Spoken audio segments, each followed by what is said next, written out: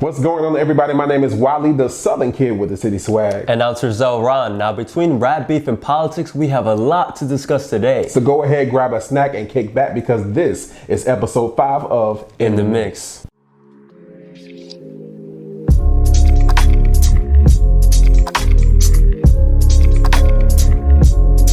Well, all things seem to be looking up for presidential hopeful Joe Biden as he received a very large endorsement this week from former President Barack Obama.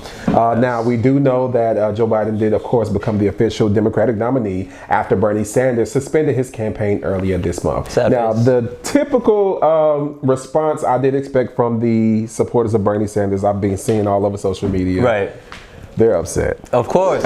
Now, speaking of Bernie Sanders, the internet was buzzing when he hopped on Cardi B's Instagram Live, of all people. Now, this was very unexpected as Cardi B started the Instagram Live talking about her nails, of course, and Bernie Sanders hopped on and asked Cardi B how his nails were looking.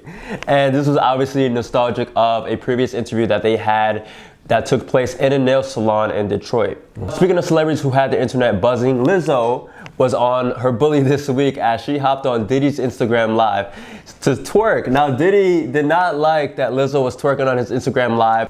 Lizzo then hopped on Tory Lanez Instagram Live, which was the place to twerk, and she had the internet buzzing when she started twerking on Tory Lanez Instagram Live. Tory was, of course, loving it.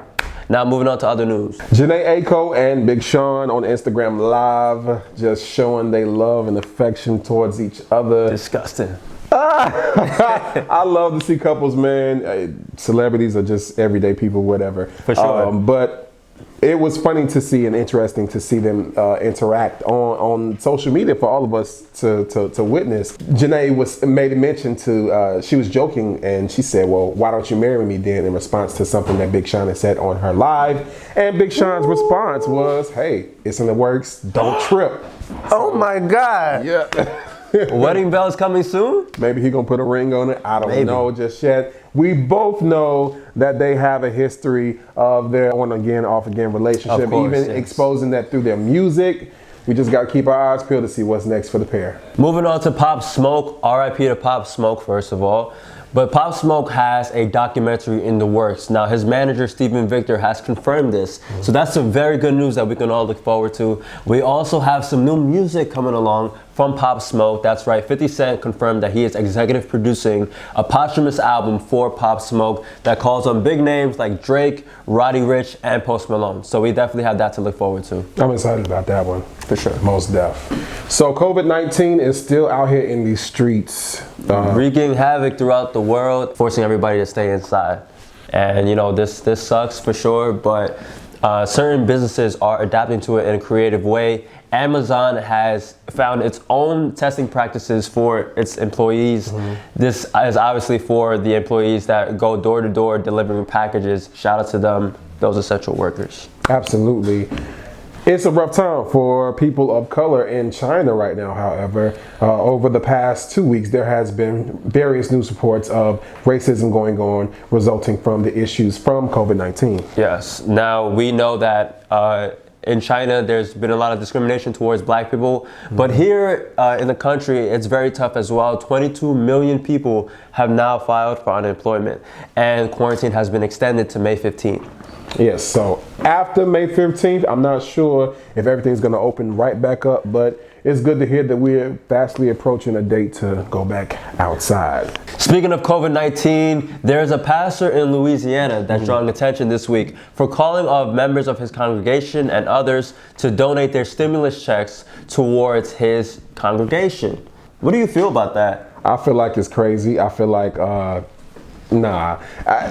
everyone out here is struggling, okay? Right. Now, on the regular, growing up as a church kid myself, I've experienced plenty of services where there have been conferences or revivals where pastors have stood up and said, okay, at the end of after preaching, they would be like, okay, we're gonna 10 people to give $30 and bless the pastor, bless the, you know, and people are doing this believing that God's gonna do something for them, and they have this hope and this expectation, and then sometimes those things don't always happen for them. There's various reasons why, but it just creates this energy where people consistently give their finances into church and expect a blessing, and that's just not how God works. Number one, the point of their service is like prosperity gospel, which is if you give this much money, this much good will happen to you, and it doesn't necessarily work like that. God doesn't really care about your money.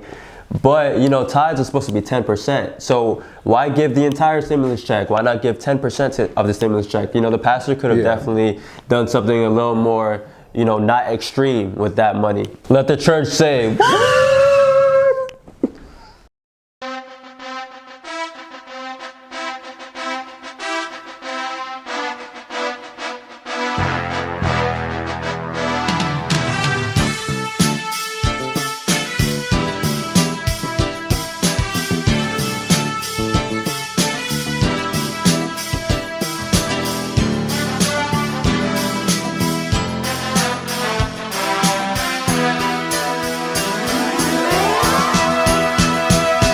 Yo, what's going on? This is our next segment called In the Ring. boom, boom, boom. Now, first of all, we have Lil Kim versus Bad Baby. Ooh, this ain't your typical rap beef, but let's take a look at it. Bad Baby doing what she always does, running that mouth. So she was on social media, of course, receiving a lot of backlash because recently homegirl got a tan and she looking kind of mixed-ish, blackish. A little mixed-ish. I don't know, but there was a lot of flack, a lot of backlash that came because of that. And guess what she did? She responded on social media by saying, hey. Nobody says anything about Lil Kim. How you gonna come for the queen like that, man? It just, it's a sad situation where you have a legend like Lil Kim being compared to a girl who's probably not even 18 yet. A peon. And just runs her mouth, it's not good, especially when you're a female rapper. It's like, we should try to support each other. Especially if she's trying to come up in the female rap game.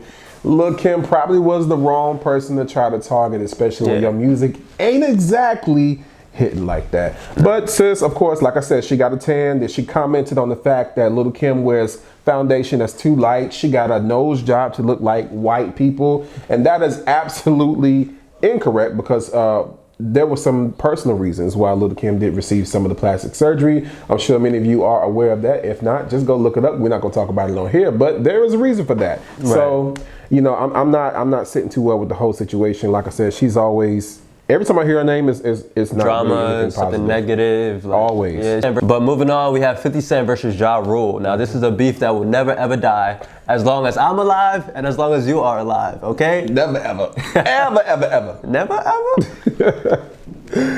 Ja Rule, 50 Cent, so they are beefing this week. Now, we do know that they have a history of beef. I remember the last thing that was said from Ja Rule to 50 Cent was he called him Tickle Booty because Tickle what? Tickle what?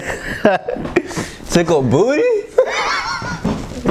Ja Rule called 50 Cent Tickle Booty based off something that Vivica Fox had said in the interview about their sexual intimate relationship. We ain't going there because you ain't about to have 50 looking for my ass. 50 and Ja Rule in an Instagram battle. Is that something that we really want to see? That is a tough battle. I'm not gonna lie, because let's just look at it this way. Ja Rule had 2002 to 2004. Fifth had probably like 2005 to 2007. I mean, Ja has some hits. I mean, can't go without you. Because I've been thinking about my relationship with J-Lo. With J-Lo, yeah, of course. Jenny from the Block. Ja Rule, and then, 50, of course, had In the Club, like, timeless. So that's a tough battle, but I personally got 50 Cent on that one because he's one of my favorite rappers. What about you? I'll stick with Ja Rule because he was actually with Murder Inc. And then also with Murder Inc. came Ashanti. And also with that came Charlie Baltimore. And also with that, just plenty of other people underneath the Murder Inc. label that was pretty dope. They had a lot of good summer jams. I mean, G-Unit has some people too. Lloyd Banks. Yeah, Lloyd Banks is actually my second favorite artist on G-Unit. The Game, if you want to count The Game. Okay.